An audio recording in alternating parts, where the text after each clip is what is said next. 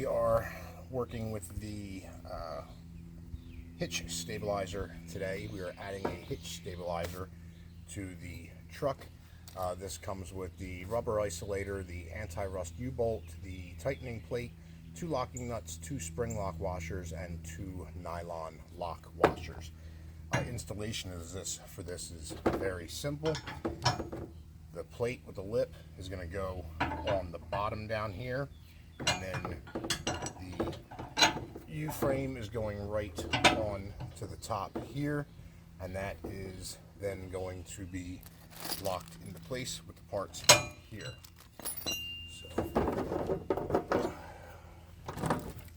first thing we're going to do is go ahead and attach the lock that I have. So this is just going to be